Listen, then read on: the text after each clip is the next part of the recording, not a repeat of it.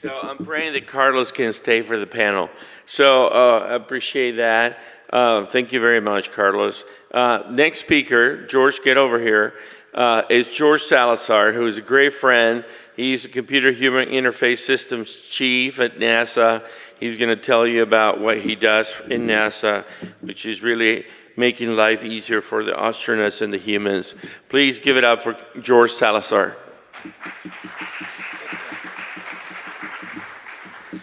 Good morning, everyone, and I just want to.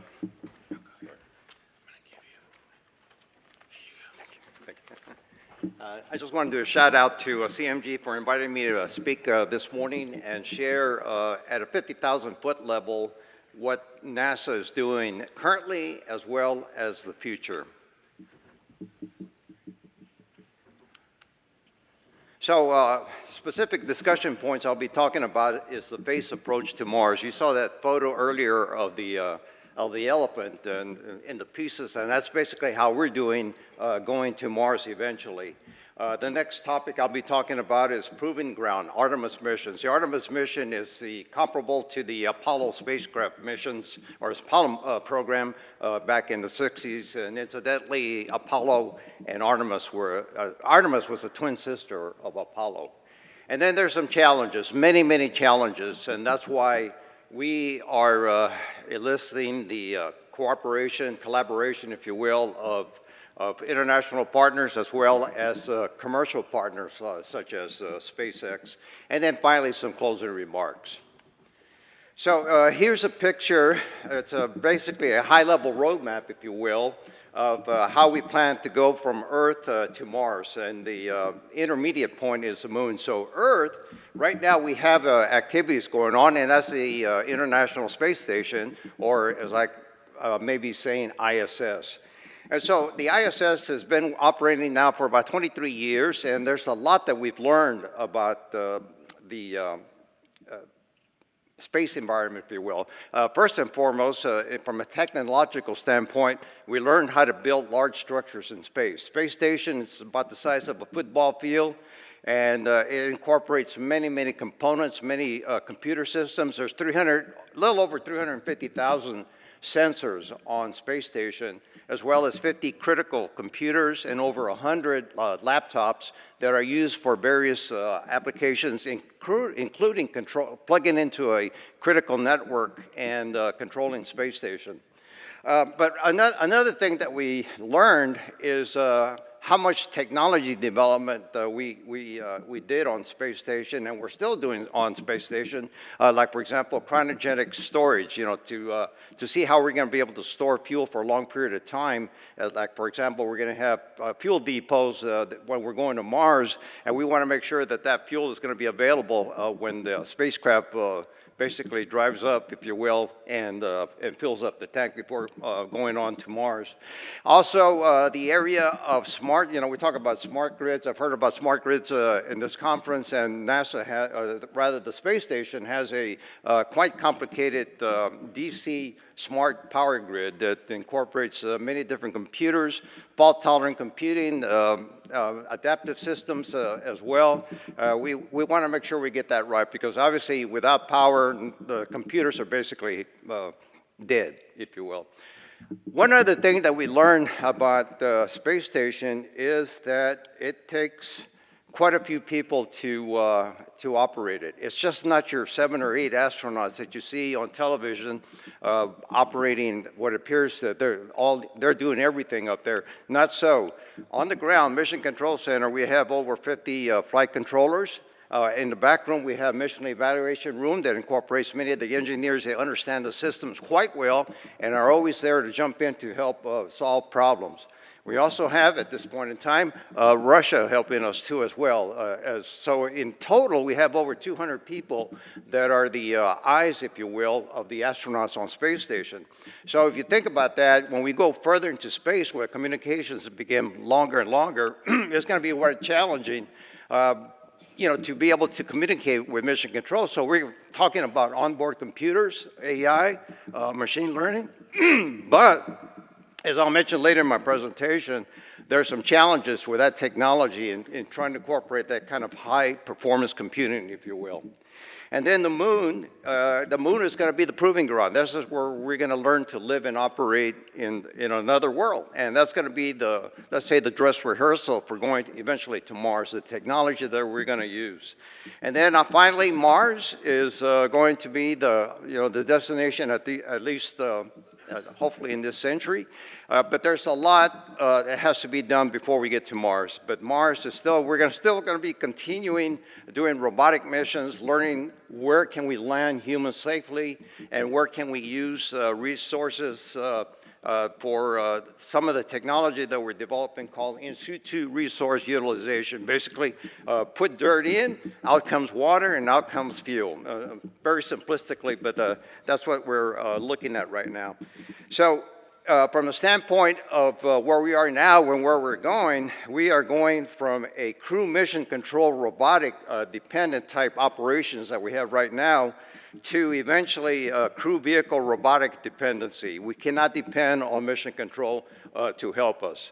So in my next slide, I have here somewhat of a little bit of a busy chart in terms of the phase 1 lunar surface by 2025. And so I'll kind of briefly step you in through the different areas that we're looking at over time. So the first one is going to be a robotic mission to figure out where's the best place to land the human lander system on the moon.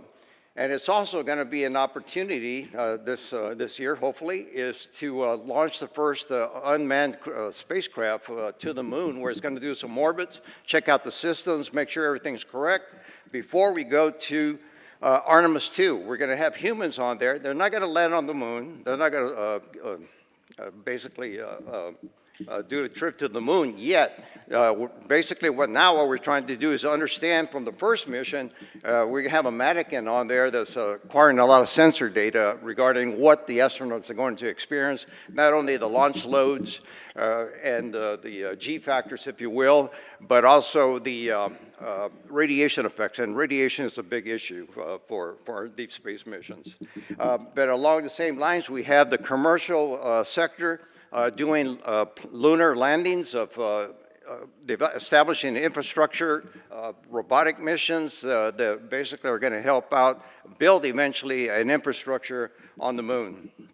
And then we're going to have the first launch of a part of the Gateway. Gateway is kind of like the space station is on Earth. So the Gateway is going to be the moon space station, if you will. So the first element is going to be the solar electric propulsion system. It basically provides boost and maintains the Gateway as it's being built on orbit. And then we're going to have the first pressurized module delivery to Gateway. As you see, they're starting to build up. And then we have the Artemis human lander system delivered to Gateway. Not quite that. SpaceX is building somewhat of a large human lander system. I'm currently working with them in that area. But the human lander system is about 168 feet tall, about 30 feet wide, weighs about somewhere in the vicinity, estimated weight at the end is going to be around 400,000 pounds. At the same time, we're also going to be delivering more cargo, again, establishing the infrastructure on the moon for eventually the astronauts will land on the moon using the human lander system. And the crew that lands on there is going to have the opportunity now to leverage all this assets that have been landed on the moon by the commercial partners and start helping to establish and develop a sustainable moon system. Again, the Artemis program is going back to the moon, but this time for stay. The Apollo space program was not necessarily the case. We had about 6 landings with astronauts, a total of 12 astronauts. Total time, roughly around 3 days. That's it. That was it. So this time we're going to go beyond that. All right. Astronaut training. I'm just going to bring this up because you've heard about commercial astronauts that have launched. Of course, William Shatner is now considered an astronaut, just doing a cannonball shot. And it's, I have to say that there's more to being an astronaut than just doing that. And hope, and like for example, SpaceX, in essence, they have an autonomous system that took the Dragon up into space station in an autonomous fashion. So the astronauts didn't, commercial astronauts didn't have to do much as far as procedures and things of that sort. So for a real astronaut, they first have to experience microgravity simulation. What are the effects on them? And to experience that microgravity, of course, they use the vomit comet, as it used to be called, and basically they're in free fall. And the free fall is basically the microgravity environment. There is no such thing as zero gravity. Everything is falling. The universe is falling. The solar system is falling. Earth is falling. Everything in here is falling too as well. It's just that everything is at the same rate, so it appears like we're not falling at all. So microgravity simulation is the first things they encountered. Task simulation, there's so much involved here. There's also the simulated of a task where you see there underwater neutral buoyancy simulation, and then finally task simulations. Trainers, all kinds of trainers involved where the astronauts spend years working on simulation with the trainers. And then finally putting it all together is a mission simulation. You got the spacecraft, you got the astronauts, what we call human in the loop with the actual control systems, and then there's a lot of fault injection into the simulation to see what the astronauts are going to respond to, how they're going to respond, how is mission control going to respond. I support SpaceX in the mission control room, and so many times they inject the fault, and everybody has to, we have different responsibilities, and my area is the computer-human interfaces, and so there's a fault, we have to figure out how to get around it. So again, this is years of training before they actually do a mission. And then the effects of space exploration. There's so many to take into consideration, but here are some of the challenges. First is the altered gravity, and of course, there's this thing about bone loss, and of course that information has been beneficial for osteoporosis here on Earth, people that experience that. Muscular atrophy, of course, the mitigation strategy is exercise. And then there's radiation. That's a huge factor for astronauts. Like, for example, the central nervous system affects the cognitive ability of an astronaut over long durations of space flight. So how are they going to deal with emergency situations if they're not cognitively cognizant of what's going on? And then isolation confinement, that's a biggie too as well. As we get further away from the sun, obviously the effects of less sun in terms of circadian rhythms is going to be a big issue, and so we're looking at intelligent lighting for that area. And then the isolation from a physiological standpoint, that's still a challenge. We've done isolation studies here on Earth, but they're not quite the same as you see I guess the results that the astronauts said, they survived and all that. I had an opportunity to talk to a Russian scientist, and he said that there was one test subject person many years ago that the reason, he gave the spill during the debrief of why, he survived, I ate well, this and that. But in reality, he said, I knew I was on Earth, and one day that door is going to open, and I'm going to get out. And that's not the case on Mars. You'll see Earth like a little tiny spot. And so how's that going to affect the human mind? Hostile environment, we have to deal with a hostile environment. They're no longer, let's say you're not in Kansas anymore. There's no oxygen, food, water, you have to fend for yourself on that. The distance from Earth drives the need for additional autonomous systems, and of course, I think we can relate to the autonomous aspects of not only the controlling computers and technology, but also, for example, medical, and that's a huge issue as well. All right, examples of technology challenges. I'm just going to briefly go through these at a very high level, but the first one is fault-tolerant power grids. That's something we have to consider as we go to the moon and dress. It's going to be a dress rehearsal, so we got to get it right, because once it goes to Mars, it's going to be much more difficult to troubleshoot and repair. You just can't call a repairman and say, hey, bring me another remote power controller unit. I'll see you in 9 months. So we have to make sure that we ring out these designs very well. Smart habitats are going to have to be an absolute necessity. Adaptive human-computer interfaces, that's my area, and so we have to have computer interfaces that basically tries to recognize if the astronaut's having difficulties. Going back to the central nervous system cognitive degradation is to take over the system and basically try to correct what went wrong on the system.